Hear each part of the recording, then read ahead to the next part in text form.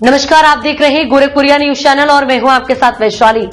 दिल्ली विधानसभा में आप और बीजेपी के बीच टकराव। आतिशी ने कहा बीजेपी ने तानाशाही की सीमा की पार।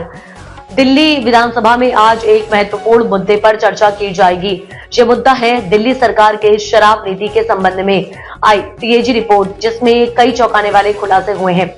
इस रिपोर्ट को दिल्ली की मुख्यमंत्री रेखा गुप्ता ने मंगलवार को विधानसभा में पेश किया था। इस रिपोर्ट के बाद विपक्षी दलों ने राज्य सरकार और केंद्र सरकार दोनों पर सवाल उठाए हैं। वहीं इससे पहले आम आदमी पार्टी की नेता आतिशी ने बीजेपी पर कड़ी आलोचना की है और आरोप लगाया कि बीजेपी ने सत्ता में आते ही तानाशाही की सारी सीमाएं पार कर दी है।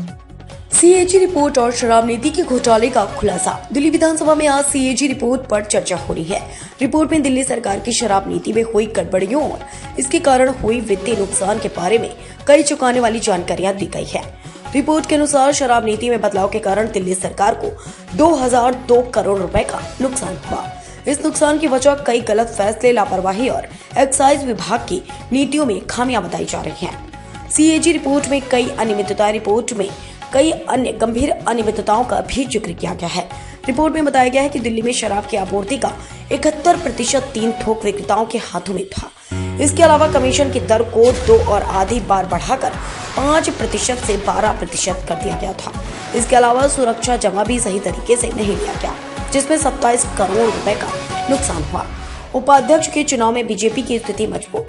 दिल्ली विधानसभा में आज उपाध्यक्ष के चुनाव के लिए प्रस्ताव भी पेश किया जाएगा। बीजेपी विधायक मोहन सिंह बिष्ट का नाम उपाध्यक्ष के रूप में प्रस्तावित किया गया। यह प्रस्ताव दिल्ली मुख्यमंत्री रेखा गुप्ता द्वारा पेश किया जाएगा और इसे बीजेपी के अन्य नेताओं जैसे मनजिंदर सिरसा, अनिल शर्मा और गजेंद्र यादव का समर्थन मिलेगा। मोहन सिंह बिष्ट को विधानसभा में सबसे वरिष्ठ विधायक के तौर पर जाना जाता है। उन्होंने 1998 में करावल नगर में पहली बार विधायक का चुनाव जीता था और इस बार उन्हें मुस्तफाबाद से उम्मीदवार बनाया गया है। आतिशी का बीजेपी पर हमला।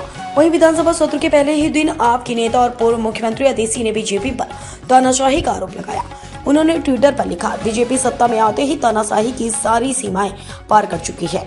आपके विधायक जय भीम के नारे लगने के कारण 3 दिन के लिए सदन से निलंबित कर दिए गए थे।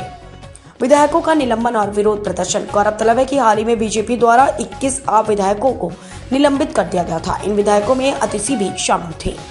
कांग्रेस और आप का आरोप। दिल्ली विधानसभा में अब जो राजनीतिक माहौल बन रहा है उसमें बीजेपी और आप के बीच तल्खी बढ़ती जा रही है। आपने आरोप लगाया है कि बीजेपी ने सत्ता में आने के बाद लोकतांत्रिक मर्यादाओं को ताक पर रख दिया है और विरोध को दबाने के लिए तानाशाही का सहारा ले रही है। दिल्ली विधानसभा में आज होने वाली सीएजी रिपोर्ट पर चर्चा और उपाध्यक्ष के चुनाव के बाद राजनीति का माहौल और भी गर्माने की संभावना है।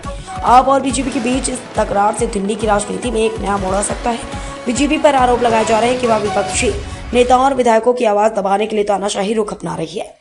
वहीं बीजेपी का कहना है कि आप सरकार को अपनी नीतियों पर जवाब देना चाहिए। देखना यह होगा कि आने वाले समय में दिल्ली की राजनीति किस दिशा में आगे बढ़ेगी। अब तक के लिए इतना ही। वीडियो को लाइक और शेयर करें और चैनल को सब्सक्राइब करें।